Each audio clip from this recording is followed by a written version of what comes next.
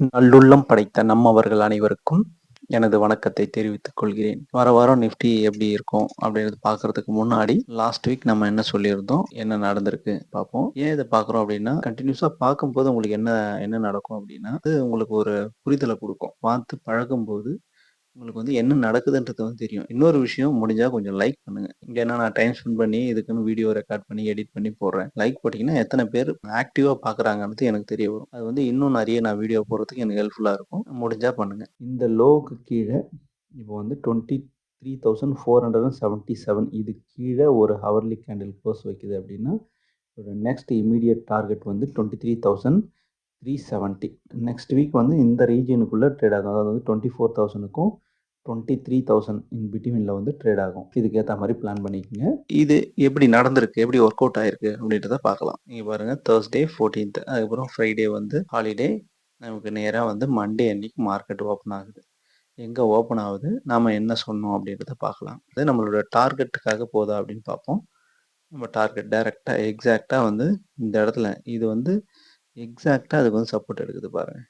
இவ்வளவுதான். இந்த புரிதல் நமக்கு வேணும். நம்ம சொன்ன லெவல் வந்து பார்த்தீங்கன்னா 23,370 அந்த லெவல் வந்து சப்போர்ட்டா ஒர்க் ஆயிருக்கு. ஓவராலா லாஸ்ட் வீக் எப்படி ஒர்க் ஆயிருக்குன்னு பார்த்தீங்கன்னாவே, இது நல்ல மேஜர் சப்போர்ட்டாவே தான் ஒர்க் ஆயிருக்கு. லாஸ்ட் வீக் வந்து நான் என்ன சொல்லியிருந்தேன் அப்படின்னா, 23,000க்கும் 24,000க்கும் இன் பிட்வீன்ல தான் ட்ரேட் ஆகும் அப்படின்னு சொன்னேன். எக்ஸாக்ட்டா நடந்திருக்கு பாருங்க. இப்போ அதே மாதிரி நம்ம ஒரு நாள் இன்ட்ராடே டார்கெட்டும் சொன்னோம். அதுவும் வந்து பார்த்தீங்கன்னா, கிட்டத்தட்ட ஒரு 100 பாயிண்ட் ஷூரா கேட்ச் பண்ணக்கூடிய ஒரு லெவல். சரி சார், நீங்க சொல்லிட்டீங்க. இது எப்படி சார் ட்ரேட் பண்ணலாம் அப்படின்னா, இந்த இடத்துல தான் சின்ன சின்ன விஷயம் வந்து நம்ம லேர்ன் பண்ணணும். இது வந்து எப்படி ட்ரேட் பண்ணலான்றத வந்து நான் சொல்லிட்டு, அதுக்கு நெக்ஸ்ட் வீக் எப்படி இருக்குன்னு பார்க்குறேன். ஏன்னா, ஒரு சில பேர் இது வேணான்றவங்க ஸ்கிப் பண்ணிக்கங்க. இது வந்து இது எப்படி பண்ணலாம் அப்படின்றத வந்து நம்ம ஒரு கிளான்ஸ் பார்ப்போம். ஓகேங்களா? இது வந்து உங்களுக்கு அடிஷனலா ஒரு நாலேட்ஜா இருக்கும். நம்ம வந்து டைம் ஃப்ரேம கம்மி பண்ணிடுறோம். இப்போ எக்ஸாக்ட்டா மேல ஓப்பன் ஆயிடுச்சு. மறுபடியும் நம்ம என்ன பண்ணுவோம், டக்குன்னு மேல போகுதுன்னு நினைச்சு பை பண்ணுவோம். இது மாதிரி அக்ரெசிவா பை பண்ணவோ, செல் பண்ணவோ கூடாது. நமக்கு தெளிவா இந்த இடம் இங்க தான் வாங்கணும், இங்க தான் விக்கணும்னு நம்ம ஃபிக்ஸ் பண்ணிடணும். அந்த இடம் வந்த உடனே நம்ம வித்துடணும். கரெக்ட்டா? அது மாரி பண்ணா மட்டும் தான் நம்ம ப்ராஃபிட் பண்ண முடியும். இது எப்படி ட்ரேட் பண்ணலாம் அப்படின்னா, இதுதான் நம்ம ட்ரெண்ட் லைன் வரையறோம். நம்ம வந்து ரீட்ரேஸ்மென்ட் இந்த ஏரியாவுல நம்ம வெயிட் பண்றோம். இது பிரேக் ஆகும்போது இந்த இடத்துல தான் நம்ம என்ட்ரி குடுக்குறோம். இது வந்து ஒரு பின் பார். இந்த கேண்டில் ஃபார்ம் ஆகுது. இந்த இடத்துல பிரேக் ஆகும்போது நம்ம என்ட்ரி குடுக்குறோம். நம்மளோட டார்கெட் வந்த உடனே குளோஸ் பண்ணிர்றோம். இது மாதிரி தான் நம்ம ட்ரேட் பண்ணணும். நம்ம ஹவர்லிலயோ, 15 மினிட்ஸ்லயோ நம்ம 1 மினிட்ல பார்க்குறோம். அப்போ வந்து 1 மினிட்ல பார்த்தோம்னா, அவ்வளோ ஃபாஸ்ட்டா நம்ம வந்து கட் பண்ணிட்டு வரணும். ரொம்ப ஷார்ட் டைம் ஃப்ரேம் யூஸ் பண்றோம்.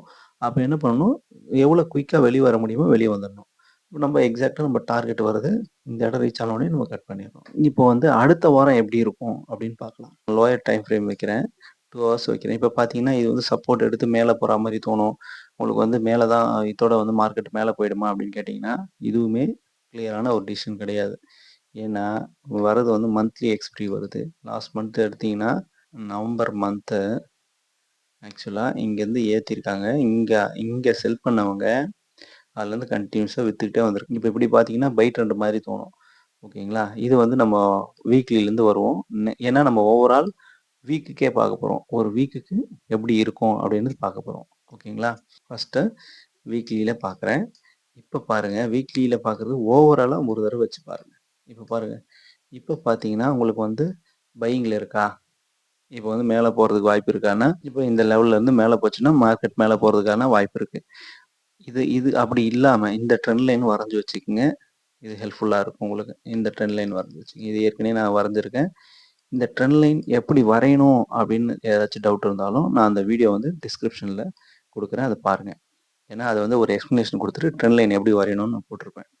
இப்ப எக்ஸாக்ட்டா இந்த ட்ரெண்ட் லைனுக்கு ரியாக்ட் ஆகி போயிருக்கு. இப்ப இதோட அர்த்தம் என்ன அப்படின்னா, இந்த ட்ரெண்ட் லைனுக்கு சப்போர்ட் எடுத்திருக்கு. மேல மார்க்கெட் மூவ் ஆகுது. இப்போ இந்த ட்ரெண்ட் லைன் பிரேக் ஆகணும். பிரேக் ஆகி இப்படி க்ளோஸ் வச்சு மேல போகணும். ஆனா, இந்த இடத்துல கேப் இருக்கு. இந்த கேப் வந்து ஃபில் பண்றதுக்கான வாய்ப்பு இருக்கு. அப்ப என்ன நடக்கும் அப்படின்னா, ஒண்ணு இப்படி மேல போகும். மேக்ஸிமம் வந்து நெக்ஸ்ட் வீக் இந்த ரேஞ்ச வந்து பிரேக் ஆகாது. 23,200 இது வந்து கீழ வந்து ஒரு ஸ்ட்ராங் சப்போர்ட். கீழ நமக்கு லெவல் தெரிஞ்சிருச்சு.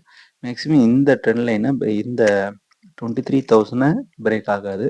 மேல போகுது அப்படின்னா, எவ்வளோ தூரம் போகலாம்? என்னுடைய வியூ வந்து பார்த்தீங்கன்னாக்கா, மேக்ஸிமம் ரேஞ்சுன்னு பார்த்தீங்கன்னா, கீழ வந்து 23,200 மேல வந்து 23,600 ரேஞ்சுக்குள்ள நெக்ஸ்ட் வீக் க்ளோஸ் ஆயிடும். இப்போ இதுக்கு மேலயும் ஃபாஸ்ட்டா போகுது அப்படின்னா, கொஞ்சம் வெயிட் பண்ணுங்க. கன்ஃபர்மேஷன் வந்ததுன்னா, நான் என்னுடைய சேனல்ல நான் போஸ்ட் பண்றேன். நம்ம சொல்றது தான் நடக்குமான்னா, ப்ராபபிலிட்டி தான். கிட்டத்தட்ட ஒரு 6 வீக்ஸாவே நம்ம சொன்னது தான் நடந்திருக்கு. இப்போ இதுக்கப்புறமும் அதே மாரி நடக்குமான்னா, ப்ராபபிலிட்டி தான். இன்ட்ராடே டார்கெட்டா என்ன பண்ணலாம் அப்படின்னா, நான் நெறைய பாயிண்ட் கேட்ச் பண்ணணும்னு நெனைக்காதீங்க.